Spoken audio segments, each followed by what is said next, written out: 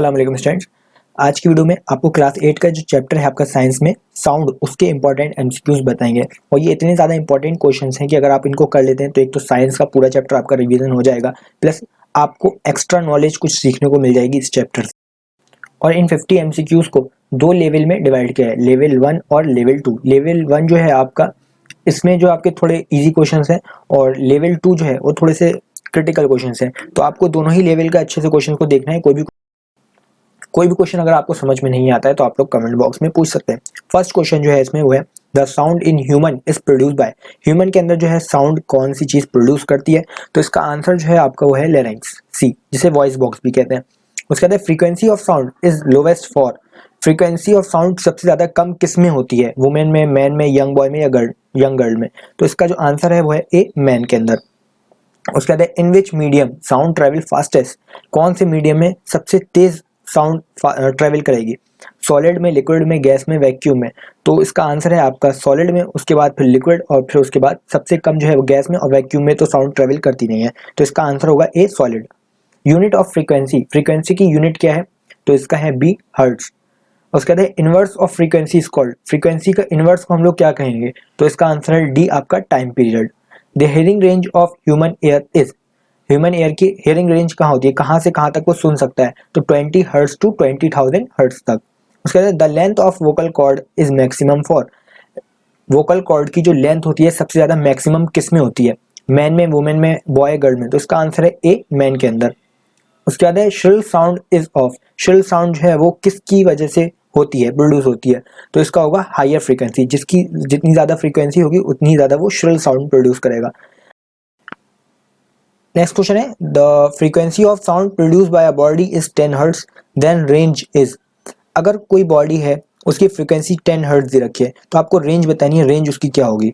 Infrasonic होगी, ultrasonic होगी, या ऑडिबल होगी? तो इसका करेक्ट आंसर है B, infrasonic. Unit of loudness, loudness की यूनिट बतानी है। यूनिट लाउडनेस को हम लोग किस चीज में मेजर करते हैं? तो इसका आएगा डेसिबल। उसके बाद आपका नेक्स्ट क्वेश्चन है, which of these picture correctly show the sound vibration travel. इनमें से कौन सी ऐसी पिक्चर है जो कि शो कर रही है कि वाइब्रेशन जो है वो ट्रेवल कर? तो इसमें जो सी आंसर है वो आपका करेक्ट है। उसका नेक्स्ट क्वेश्चन है, the speed of sound in air is. Air के अंदर साउंड की स्पीड कितनी होती है? तो इसका सी आंसर जो है आपका करेक्ट है। तो नेक्स्ट क्वेश्चन है इसमें आपका, regular vibration produces. Regular vibration से क्या चीज प्रोड्यूस होती है? तो इसका आंसर है बी, म्यूजिक। उसके बाद a person pressing his ear on the railway tracks can hear an approaching train, this is possible because of.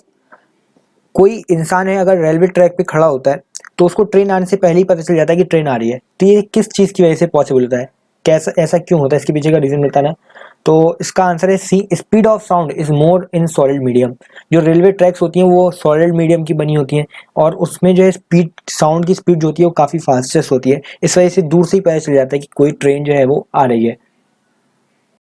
Next question है, a person can be identified by the quality or sound produce by him, the characteristic or a sound can be determined by. कह रहे हैं कि एक person है जो कि identify किया जाता है उसकी क्वालिटी ऑफ साउंड पे, किस टाइप की वो साउंड प्रोड्यूस कर रहा है, इससे हम लोग किसी इंसान को आइडेंटिफाई करते हैं। तो कह रहे हैं the characteristic of a sound can be determined bye.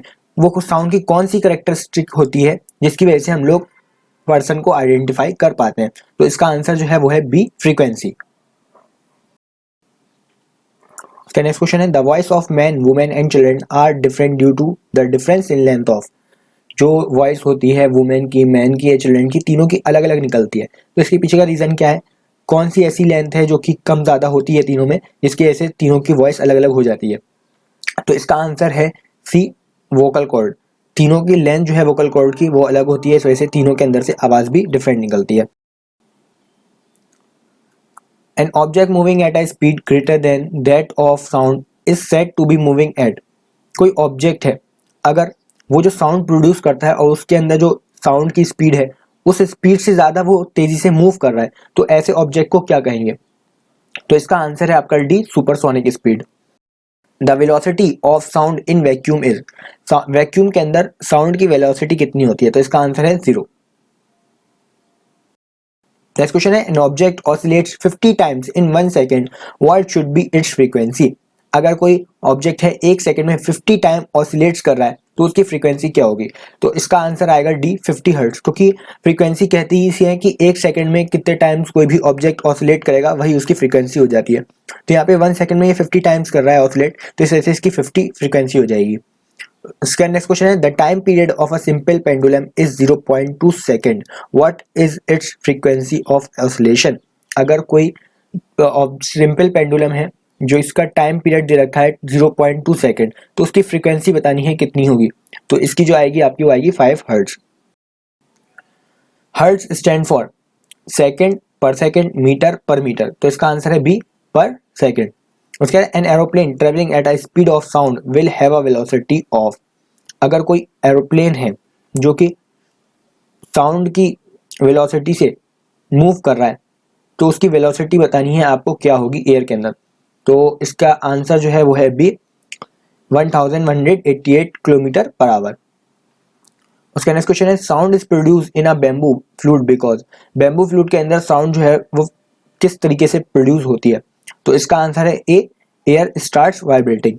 उसका नेक्स्ट क्वेश्चन है the difference between a musical sound and noise is, कोई म्यूजिकल साउंड में और नॉइस में क्या चीज का डिफरेंस रहता है? तो इसका आंसर है बी लाउडनेस का, क्योंकि म्यूजिक जो होते हैं वो कम आवाज में होते हैं, उसकी लाउडनेस कम होती है, और जितनी भी नॉइस होती है उनको हम जितनी ज्यादा लाउडनेस होगी उतनी ज्यादा वो नॉइस के अंदर में आएगा। नेक्स्ट क्वेश्चन है noise pollution can cause, noise pollution के क्या क्या नुकसान हो सकते हैं? तो इसका आएगा ऑल ऑफ दीज, तीनों ही ऑप्शन इसमें ठीक है, हाइपरटेंशन, हेयर इम्पेयरमेंट, ये सभी कुछ अगर नॉइस पॉल्यूशन से हो सकता है। उसका नेक्स्ट क्वेश्चन है if you go on increasing the stretching force on a wire in a guitar it's frequency is, इसमें कह रहा है कि अगर गिटार के जो वायर्स होते हैं उनको अगर हम लोग स्ट्रेच करते हैं तो उसकी फ्रीक्वेंसी में क्या चेंज आएगा, इंक्रीज होगी, डिक्रीज होगी या रिमेन अनचेंज? तो इसका आंसर है आपका ए इंक्रीज होगी। अब वाइब्रेटिंग बॉडी कैसी होती है? तो इसका आंसर है A will always produce sound, हमेशा जो है वो साउंड प्रोड्यूस करेगी कोई भी वाइब्रेटिंग बॉडी। उसका नेक्स्ट क्वेश्चन है the instrument use in the laboratory to produce sound of a fixed frequency is, इसमें कह रहा है कौन सा इंस्ट्रूमेंट लेबोरेटरी में यूज किया जाता है कोई भी साउंड प्रोड्यूस करने के लिए जिसकी फ्रीक्वेंसी फिक्स हो? तो इसका आंसर है बी आपका tuning fork. Higher the frequency of a musical sound dash is its pitch, जितनी ज्यादा फ्रीक्वेंसी होगी किसी म्यूजिकल साउंड में तो उसकी क्या पिच कैसी होगी, लोअर होगी, हायर होगी? तो इसका आंसर है बी हायर, जितनी ज्यादा फ्रीक्वेंसी उतनी ज्यादा उसकी पिच भी होगी।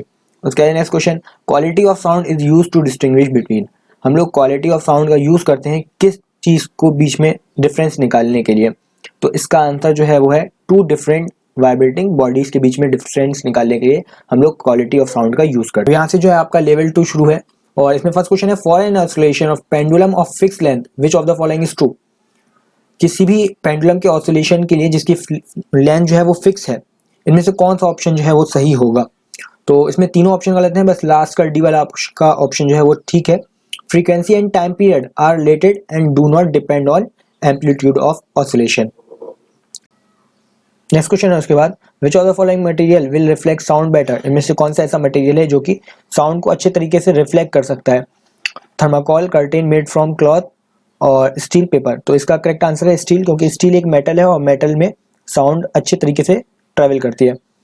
उसके बाद an object vibrated with a frequency of 15 hertz which of the following is true, अगर कोई ऑब्जेक्ट है जिसकी फ्रीक्वेंसी 15 हर्ट्ज है तो इसमें आपको बताना है कौन सा ऑप्शन जो है वो ट्रू है। तो इसका सी आंसर है it produce sound which we can not hear, वो ऐसी साउंड प्रोड्यूस करेगा जो कि हम लोग को सुनाई नहीं देगी, क्योंकि 20 हर्ट्ज लेकर 20K हर्ट्ज तक हम लोग को सुनाई देती है, तो ये 15 हर्ट्ज जो 20 हर्ट्ज से लेस है, इस वजह से ये साउंड सुनाई नहीं देगी और ये इंफ्रासोनिक में आएगी।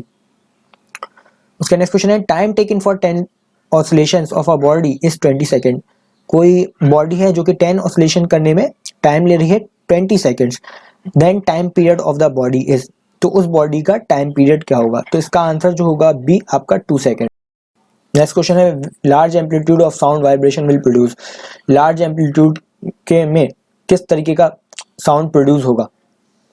Loud sound, weak sound, slow sound, none of this. तो इसका आंसर है A loud sound, amplitude loud होगा तो उसके अंदर साउंड जो प्रोड्यूस होगा वो भी लाउड होगा। The pitch of sound depends on, किसी भी साउंड की पिच किस चीज पे डिपेंड करती है? Frequency, amplitude, both of this. तो इसका आंसर है ए फ्रीक्वेंसी पर। A scientist perform a experiment as shown in the picture. कोई साइंटिस्ट है जिसने कि एक एक्सपेरिमेंट परफॉर्म किया है और इस एक्सपेरिमेंट में उसने क्या किया है कि एक ग्लास जार के अंदर उसने एक रिंगिंग इलेक्ट्रिक बेल को रखा है। उसके बाद उसके अंदर की जितनी भी एयर थी उसको पंप कर लिया है और उसके अंदर वैक्यूम कर दिया है। तो इसमें से कौन सा ऑप्शन जो है फिर सही होगा? तो इसका आंसर है C, the sound could not be hear anymore. जैसे ही वो एयर उसके अंदर से पंप आउट कर ली जाएगी तो उसके बाद उसके अंदर से रिंग की जो आवाज़ है वो सुनाई देना बंद हो जाएगी, क्योंकि वैक्यूम में एयर साउंड ट्रेवल नहीं करती है। उसका नेक्स्ट क्वेश्चन है which of them has highest amplitude. ये 4 पिक्चर्स दिए हैं आपको, इन चारों पिक्चर में सबसे ज़्यादा एम्पलीट्यूड किसका हाई दिखाया गया है? तो उसका सी आंसर जो है आपका करेक्ट होगा। उसका है 39 which of them has the highest frequency. इन चारों पिक्चर्स में से आपकी फ्रीक्वेंसी सबसे ज़्यादा हाईएस्ट किसकी है? तो इसका जो आपका आंसर है वो है डी। उसका है the speed of sound in solid liquid and gas can be correctly compared as. अगर हम लोग स्पीड ऑफ साउंड की बात करें सॉलिड में, लिक्विड में, गैस में, तो कौन सा ऑप्शन इसमें से सही दिखाया गया है? तो इसमें ए ऑप्शन सबसे ज़्यादा सही है। सॉलिड में सबसे ज़्यादा होती है आपकी साउंड, और उसके बाद लिक्विड और उसके बाद गैस। नेक्स्ट क्वेश्चन है fish and thunder are produced. Next question उसके बाद flash and thunder are produce simultaneously. अगर फ्लैश और थंडर एक साथ जो है वो हो रहे हैं, but thunder is heard a few second after flash is seen, तो हम लोग को पहले जो है फ्लैश दिखाई देती है, उसके बाद थंडर की आवाज़ सुनाई देती है। तो इसके पीछे का रीज़न आपको बताना है क्यों। तो इसका आंसर है C, speed of light is much greater than the speed of sound. Light की स्पीड ज़्यादा तेज होती है, इस वजह से हम लोग को फ्लैश दिख जाती है और उसकी कुछ देर के बाद फिर साउंड सुनाई देती है। Which of the following is not correct. इन चारों ऑप्शन में से कौन सा ऑप्शन जो है वो करेक्ट नहीं है? तो 3 ऑप्शन इसमें करेक्ट है, ए वाला इसमें आपका करेक्ट नहीं है। More oscillation per second higher time period, जितने ज़्यादा ऑसिलेशन होंगे एक सेकंड में उतना ज़्यादा टाइम पीरियड होगा, तो ये बात गलत है। उसके बाद है the buzzing sound produce by a mosquito is produce by. Mosquito जो बजिंग साउंड प्रोड्यूस करता है वो एक्चुअली में किस चीज़ की हेल्प से प्रोड्यूस करता है? तो इसका आंसर है 43 का सी, वाइब्रेशन ऑफ विंग्स। उसके विंग्स जो है वो वाइब्रेट करते हैं, इस वजह से बजिंग साउंड निकलती है। उसके बाद 44, इसमें कह रहा है which part of a whistle vibrate to produce sound. Whistle का कौन सा पार्ट जो है वाइब्रेट करता है जिसकी वजह से हम लोग को साउंड सुनाई देती है? तो इसका आंसर है बी, एयर।